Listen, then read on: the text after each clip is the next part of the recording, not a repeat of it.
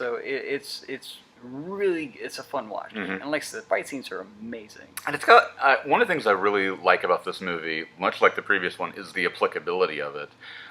Growing up with like kung fu movies and Shaw Brothers films and everything, their take on Buddhist philosophy and Zen philosophy is often very artificial. This felt much more practical, which I attributed to the humor. The lessons of the first movie, you meet your destiny on the road you take to avoid it, it's much more tangible in these films because Poe is so much more believable as a hero because he is a lovable goof. The notion of the finding inner peace, they make it functional. It's not as transformative. It's not some magical event that occurs.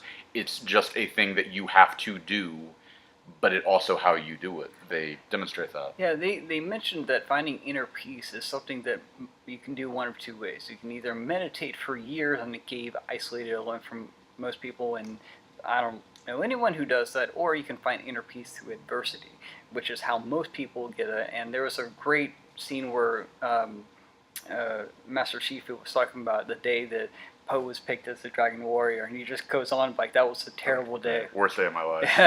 It's like horrible, and like he even shivers at the thought of it. It's really kind of funny. I mean, there are lots of funny beats that I think I really wish there were more. There were a couple of them. Like honestly, the funniest moment in the entire film for me was when Poe's it's in the third act, it's towards the end.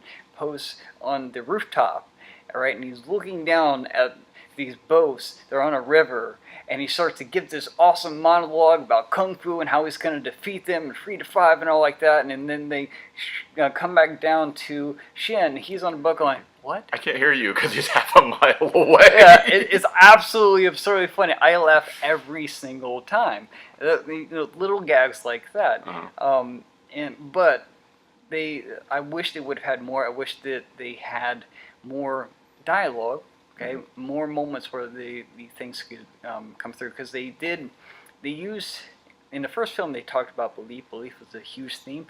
In this film they substitute the word choice for belief. So it's about the same deal. The difference in my mind is that a choice can be a one-time thing, whereas a belief is like I'm choosing all the time. I'm constantly choosing to believe this type of thing to make this happen.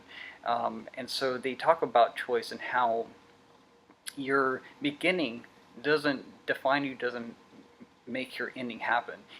It's up to you. It's up to your choice. It's your personal choice. And I really wish that was something that was hammered home, because that's a big thing in my eye.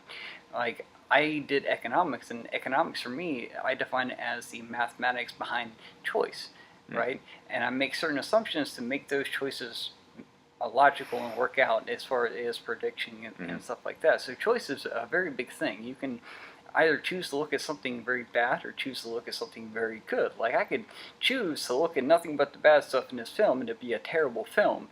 I'd be wrong, because it's a good film, right? And it clearly made a whole bunch of money and won awards, and visually it's amazing, right? But I look at positive. Everything could always be better. Everything could always be worse. It's all how you look at it. You know, it's always how you choose to look at that. You know, for me, choice is a very big thing. It's a very powerful thing. People have literally fought and died for your choice. You know, it's something not to be undersold. And I really wish they would have just... Well, talking about other things that I feel that the film... Somewhere I'd very much like